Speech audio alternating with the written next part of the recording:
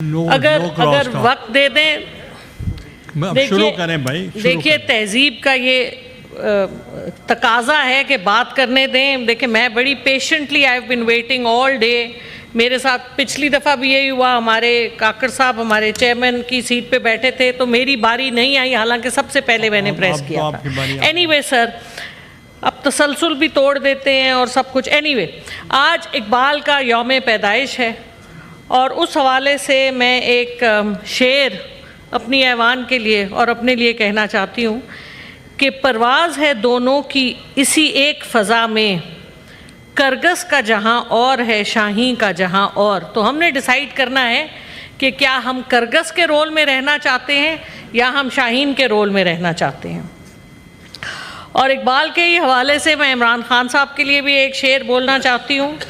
हज़ारों साल नरगिस अपनी बेनूरी पे रोती है, बहुत मुश्किल से होता है चमन में दीदावर पैदा।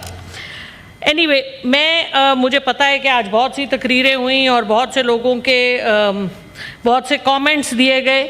तो ये जो तरमीम आई है 27वीं तरमीम, इसके नई बात करें जी, रेपिटेशन जो न करें, आउट ऑफ द बॉक्स नई बात ही करने लगी हूँ जी, नई बात ही करने बात करनी है इसके बाद।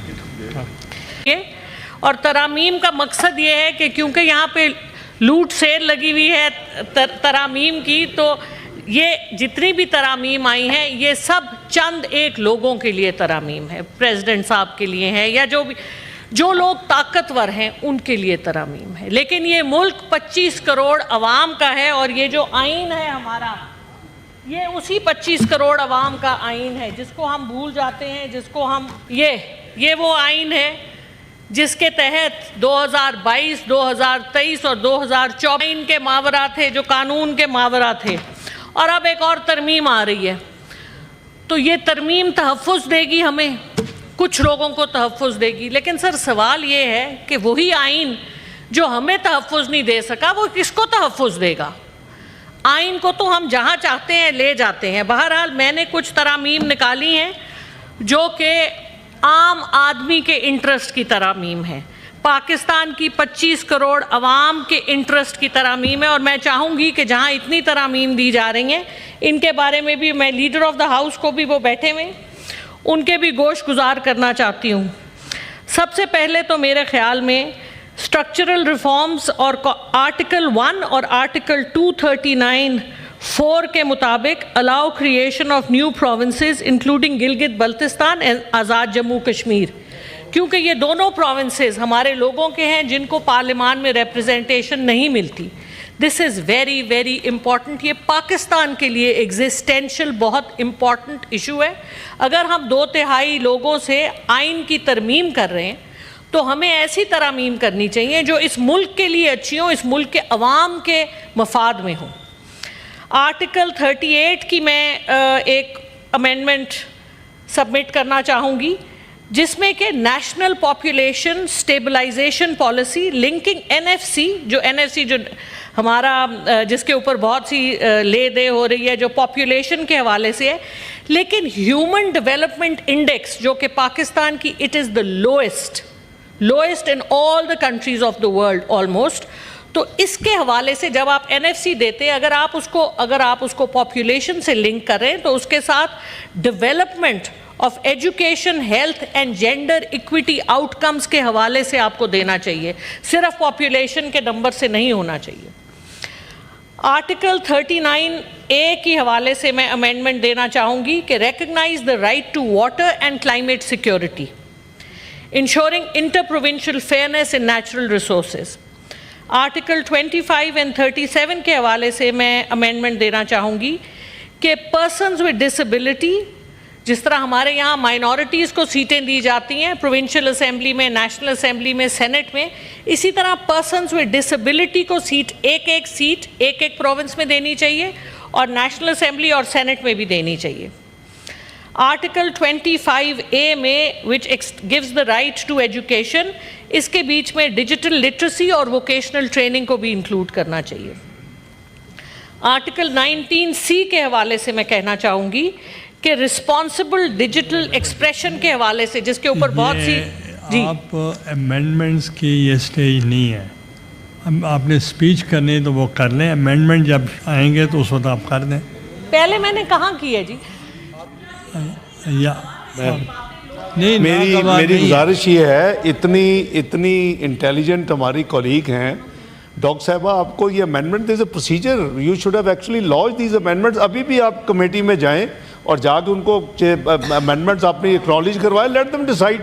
बल्कि आपको रिप्रेजेंटेशन अपनी, जब आपकी अमेंडमेंट की बारी है तो आप अपना वहाँ यही तमाम चीज़ें वहाँ बयान फरमाएं और उनको कन्विंस करें कि ये होनी चाहिए। कमेटी बैठी हुई है, दोनों हाउसेस की कमेटी बैठी हुई है, बट आपने अभी जमा ही नहीं करवाई, तो आप यहाँ देने का तो कोई फायदा नहीं। आप होनी चाहिए। हम देखिए, मेरी बात सुने, हमारी पार्टी ने डिसाइड, मुझे जरा फ्लोर दें। दो हिस्से हैं, लेट्स बी, हर एक बंदा सीखता है। दो हिस्से हैं, आपको ये अमेंडमेंट्स तो कम से कम भिजवा देनी चाहिए थी सेक्रेटरी में जमा करवा के, ताकि वहाँ पड़ी होती, फिर आप यहाँ अपना जरूर व्यू देती है अगर कमेटी में नहीं भी जाना। लेकिन there is a procedure we have to all follow. यहाँ आप इतनी मेहनत करके इतनी अच्छी चीज़ें बातें कर रही हैं, वहाँ उसको कोई अब असर ही नहीं होगा। अभी भी कमेटी में रश करें, जाएं आप, छोड़े वो जो रोज़ा रखा होगा नहीं जाना कमेटी में, आप जाके उनको दें, शायद वो एक्सेप्ट कर लें। Thank you. ऐसे है जी कि जो आपकी 27वीं तरमीम जो लेके आए हैं उसको हमारी पार्टी ने और हमने रिजेक्ट किया है, because we don't think it is in the interest of the people of Pakistan. Sir मुझे गुजारिश, अगर मुझे बात भी नहीं करने देंगे चेयरमैन साहब, प्लीज लेट मी स्पीक। लोग यहाँ पे लफ्ज़ बातें कर लें, आउट ऑफ कॉन्टेक्स्ट बातें कर ले। अगर मैं 4 अक्ल की बातें कर रही हूं और यहाँ इतने सेंसिबल एक्सपीरियंस लोग बैठे हैं, शायद अगली दफा कोई बेहतर अमेंडमेंट ले आए जिसमें कुछ अवाम का भी फायदा हो। देखिए डॉक्टर ज़रका, मैं आपको ये बताना चाह रहा हूँ, सिर्फ मैं आपको गाइड कर रहा हूँ। जी sir, this is not the stage where you have to give the amendment. तो इसलिए आप अगर कोई और बातें करना चाहते हैं करें। अच्छा चलें, ठीक है, I will not talk about the amendments if that is. लेकिन बेसिकली जी देखिए, बात यह है कि जो यहाँ पे हो रहा है, हमारी फ़ौज इस वक्त अफ़गानिस्तान के साथ, हमारे इतना टेररिज्म का इशू है, हमारी फ़ौज के शुहदा वहाँ पे अपनी जानें दे रहे हैं।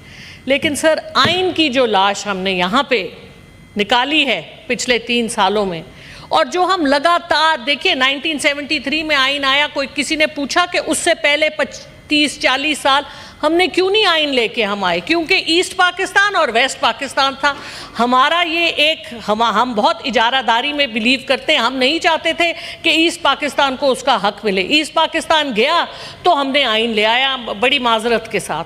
तो हमें ये जो इजारादारी की बातें हैं, इससे आगे चलना पड़ेगा। मैं करेक्ट कर देता हूँ जी।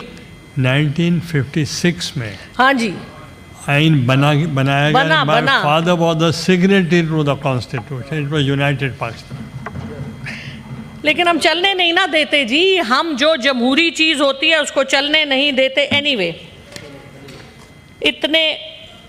और दूसरी बात ये कि जहां हम अगर तहफ़्फ़ुज़ तो हम ज़रूर लोगों को दें, लेकिन हम सब अकाउंटेबल हैं। पार्लियामान के जितने हम मेंबर्स हैं और हमारे में से जो प्राइम मिनिस्टर प्रेसिडेंट बनते हैं, सर वो भी अकाउंटेबल हैं, उनको अकाउंटेबल होना पड़ेगा। आज बहुत बातें हुई कि जुडिशरी हमारी ने बड़ी गलतियां की, बिल्कुल जस्टिस मुनीर से लेकर एक दागदार हमारा पास्ट है जुडिशरी का, मानते हैं हम। लेकिन सर इसका मतलब ये तो नहीं है कि आप जुडिशरी के इख्तियारात ले लें। आप जुडिशरी को एहतसाब क्यों नहीं करते? अगर हमूदुर रहमान कमीशन ने कहा कि आप एहतसाब करें, आप लोगों का एहतसाब करें, हम एहतसाब तो करना नहीं चाहते। हम बग़ैर अकाउंटेबिलिटी के सब कुछ चलाना चाहते हैं, हम किसी चीज़ के बारे में बात नहीं करना चाहते। सर इसी ऐवान की 26वीं तरमीम में पिछले साल मेरा बेटा अगवा हुआ था सर, इसी हुकूमत के प्रेजेंस में हुआ था। सर मैं यहाँ पे नहीं आई थी, मेरे पे बड़ी तोहमतें लगी थी, हालांकि ना मैंने वोट दिया ना मैं यहाँ पर थी। लेकिन जिस तरह से मुझे मेरे कैरेक्टर को, मेरी जो खिदमात जो भी छोटी हैं बड़ी हैं जो भी हैं, उसको जिस तरह दागदार किया गया, 1 साल से मैं इसको बर्दाश्त कर रही हूँ। बहुत मुश्किल मैंने वक्त गुजारा है। और इसी ऐवान में आज 27वीं तरमीम के ख़िलाफ़ मेरा वही स्टैंड है जो हमारा इमरान खान साहब का है, क्योंकि मेरी सीट सेनेट की इमरान खान साहब की है। जहाँ वो वोट देना चाहेंगे वहाँ मैंने वोट देना है। क्यों मुझे मेरी बारी ही नहीं आती? क्या वजह है? शायद करती हूँ, मुझे मेरी बारी ही नहीं आती। क्या वजह नहीं। है? शायद मैं बातें अच्छी नहीं करती, शायद मुझे ट्रेनिंग की जरूरत है, कुछ बातें ज्यादा लपेट के करने की। नहीं, आप बातें ज़्यादा अच्छी करती, इसलिए हम बर्दाश्त